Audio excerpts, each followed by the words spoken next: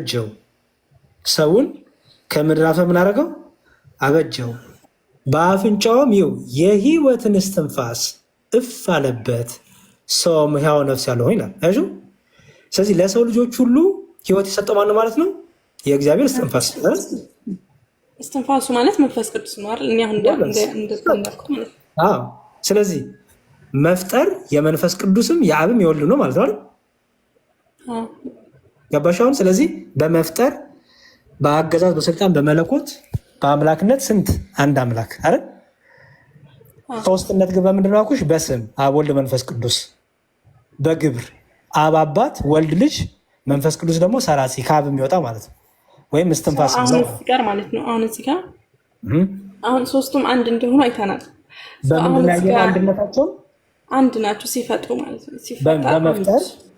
በመፍጠር ጥሪልኝ ቆይ በመፍጠር በአገዛዝ በእውቀት በመፍቀድ በመለኮት በስልጣን በእግዚአብሔርነት አንድ አምላክ አይደል?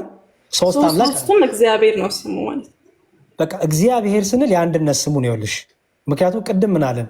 እግዚአብሔርም አለ አይደለም የሚለው። ከዛ ግን ደግሞ እንፍጠር አይደለም የሚለው። እግዚአብሔሮችም አሉ አይልም አይደል የሚለው። እግዚአብሔርም አለ ብሎ አንድነት ያሳይሻል። ምክንያቱም እግዚአብሔር ስንል የአንድነት ስም ነው። ከዛ ደግሞ ሶስትነቱን ደግሞ ስናብራራ ምን አለን? እንፍጠር ሲል ከአንድ በላይ መሆኑን አወቅን አይደል? እንፍጠር ሲል ማንን ደግሞ እያስተማርን ነው አለን? አብን ራሱን ወልድን መንፈስ ቅዱስን አላሉ። ምክንያቱም ምን አለን? እስትንፋስ ቃል እያለን እኮ አመጣን አይደል? ከዛ በኋላ እስትንፋስንም ቃልንም ይዘን ግን ማን ብለን ጠራን? እግዚአብሔር። እሺ ስለዚህ ስንት እግዚአብሔር አለ ማለት ነው? አንድ እግዚአብሔር አለ። ግን ያ አንዱ እግዚአብሔር በስንት መልኩ ተገለጠልን? በስሙ ሶስት ሆኖ ተገለጠልን። አብ ወልድ መንፈስ ቅዱስ አይደል? በግብሩ ሶስት ሆኖ አብ አባት ሆኖ ተገለጠልን። ምክንያቱም ከሰማይ ሆኖ የምወደው ልጄ ይህ ነው ብሏል። ገባሽ? ሲጠመቅ ጌታ እሱን ክፍል አሳይሽና ታውቂዋለሽ። ኦኬ በቃ የምወደው ልጄ ይሄ ነው ብሏል አይደል? ክርስቶስ ደግሞ ምናሽ በርግብ መልክ ከሰማይ በደመና መንፈስ ቅዱስ በርግብ መልክ መጣ ይላል። አሁን ከሰማይ ሆኖ አብ እየተናገረ ነው። ምን እያለ? ወልድ ልጄ ነው እያለ ነው። የምወደው ልጄ አይሽ አይደለ? መንፈስ ቅዱስም ደግሞ በርግብ አምሳል እየወረደ ነው። ስለዚህ የአካል ሶስትነት አለ፣ የግብር ሶስትነት። አካል ሶስትነት ስንል አብ እኔነት አለው፣ ወልድ እኔነት፣ መንፈስ ቅዱስ እኔነት አለው። ምክንያቱም ከሰማይ ሆኖ አብ እየመሰከረ ነው፣ ከምድር ሆኖ ወልድ እየታየ ነው። ያ ወልድ ደግሞ ምን እያለ ነው? የእኔ የሆነ ደግሞ የአብ ነው፣ የአብ የሆነ ደግሞ የኔ ነው እያለ ነው አይደል? ስለዚህ እርሱ ደግሞ ወልድ ምን እያለ? አባቴ ነው ይለዋል አብን በሰማይ ያለው። ስለዚህ በአካል ሶስት፣ በግብር ሶስት፣ በስም ሶስት። በመለኮትስ? በመለኮት አንድ ነው። በአገዛዝስ? አንድ። በስልጣን በእውቀት በፈቃድ አንድ ናቸው።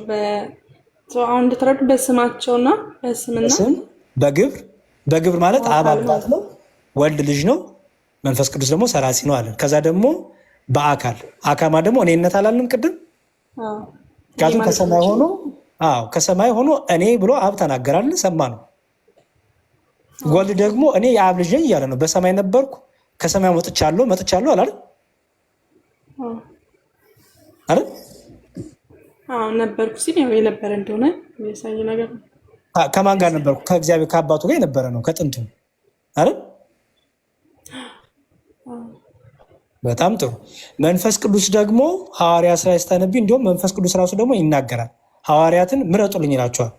ለፈለኳቸው አገልግሎት ምረጡልኝ ብሎ ደግሞ መንፈስ ቅዱስ ይናገራል። ራሱ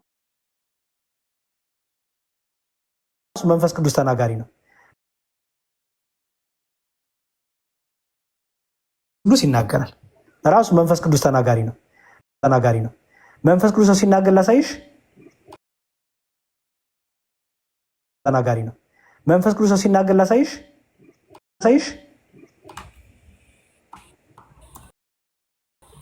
እሺ ግን በዛው በጣም ሌላ ምን የሚል ሰው ካለ ሰዓት እንዳልወስድባችሁ ነው።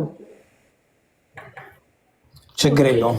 ምንም ይሄ ሁላችንም እየተማርንበት ስለሆነ ምንም ችግር የለውም። ኦኬ የሐዋርያት ስራ የሐዋርያት ስራ ጥቅስ ያዥ።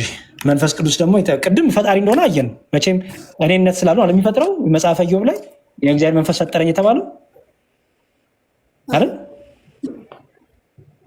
ኦኬ በጣም ጥሩ። እሺ እንዲህ ይላል። ኦኬ የሐዋርያት ስራ ምዕራፍ 6 ላይ እንዲህ ይላል፣ ወንድሞች ሆይ በመልካም የተመሰከረላቸውን መንፈስ ቅዱስና ጥበብ የሞላባቸውን ይላል 7 ሰዎች ከእናንተ ዘንድ ምረጡ፣ ለዚህም ጉዳይ እንሾማቸዋለን። እኛ ግን ለጸሎትና ቃሉን ለማገልገል እንተጋለን። ይህም ቃል ሁሉ እያለ ይናገራል። መንፈስ ቅዱስ ምን ላለባቸው ነው የሚለው? መንፈስ ቅዱስ ያደረባቸውን ይላል። ኦኬ መንፈስ ቅዱስ ያደረባቸውን ምኖች ምረጡልኝ ይላል። መንፈስ ቅዱስ። ኦኬ ሌላም ልጨምርልሽ። ሐዋርያት ስራ የተሻለ ምዕራፍ 6 ብለሽ ጽፈሻል። ኦኬ ሌላም ደግሞ ልጨምርልሽ። የሐዋርያት ስራ ደግሞ ምን ይላል መሰለሽ? እሺ የሐዋርያት ስራ ምዕራፍ 4 ቁጥር 25 ቁጥር 25 በመንፈስ ቅዱስም በብላቴና በአባታችን በዳዊት አፍ ይላል። እሺ በመንፈስ ቅዱስም በብላቴና በአባታችን በዳዊት አፍ በመንፈስ ቅዱስ ተናገርክ ይላል። እሺ በማ በኩል ለምሳሌ ትንቢት ሲናገሩ መንፈስ ቅዱስ ነው የሚያናግራቸው ነቢያቱን። ምክንያቱም ምን አለ እዚህ ጋር በዳዊት በአባታችን በነቢዩ ዳዊት አፍ በመንፈስ ቅዱስ ያናገረው ይላል። አይሽ ያናግራል ራሱ መንፈስ ቅዱስ ማለት ነው። ገባሽ? ያም ደግሞ ልጨምርልሽ ራሱ የሐዋርያት ስራ ምዕራፍ 5 ቁጥር 3 ላይ የሐዋርያት ስራ ምዕራፍ 5 ቁጥር 3 ላይ ጴጥሮስ ምን አለ? ሐናንያ ሆይ አለው መንፈስ ቅዱስን ታታልልና ከመሬቱ ሽያጭ ታስቀር ዘንድ ሰይጣን በልብ ስለምን ሞላ አለው። ሐናንያ የሚባል ሰው በቤቱ አጨርብሮ ደባብቀው ነገር ሊያደርግ መጣ ወደ ሐዋርያቱ። ለጴጥሮስ ግን መንፈስ ቅዱስ ገልጦለት ነበረ ያ ሐናንያ የሚባለው በቤቱ ያደረገው። ስለዚህ ምን አለው ቅዱስ ጴጥሮስ? መንፈስ ቅዱስን ለምን ታታልላለህ? አይሹ መንፈስ ቅዱስን ለምን ታታልላለህ? መንፈስ ቅዱስን ለምን ታታልላለህ? ለምን እግዚአብሔር ለምን ታታልላለህ እያለ አይደል? ያ አምላክ ነው። አምላክን ለምን ታታልላለህ ማለት ነው። መንፈስ ቅዱስ ራሱ እግዚአብሔር ነው ማለት ነው። ስለዚህ መንፈስ ቅዱስ ተናጋሪ ነው፣ እኔ ባይ ነው፣ ሚስጥር የሚገልጸው ጥበብ የሚገልጽ ነው፣ የሚያጽናና ነው፣ የሚያበረታ ነው። ከኛ ዘንድ ሆኖ ኃጢአት ስንሰራ ንስሐ እንዲገባ የሚወቅሰን እንድንጸልይ የሚያበረታን ጥበብ ሚስጥርን የሚገልጥ። ለምሳሌ ቅድም ምን አልኩሽ? ከመጀመሪያ በፊት እግዚአብሔር መንፈስ ቅዱስ እኔም ላንቺ ጥበብ ሚስጥር ይግለጥልን አልኩሽም? አይሽ ጥበብና ሚስጥርን ማስተዋልን ቃለ እግዚአብሔርን እንድንረዳው ጥበብና ሚስጥርን የሚገልጥልን መንፈስ ስለሆነ ያ የእግዚአብሔር መንፈስ ወይ መንፈስ ቅዱስ እንለዋለን። ኦኬ እግዚአብሔር መንፈሱ ራሱ እግዚአብሔር ነው አይደል? አዎ ራሱ መንፈስ ቅዱስ ነው። ፈጣሪ እግዚአብሔር እኮ ነው አልኩሽ ቅድም። ምክንያቱም ኢዮብ ራሱ የእግዚአብሔር መንፈስ ፈጠረኝ ብሎ መንፈስ ማን ብሎታል? ፈጣሪ ብሎታል አይደል? በቃ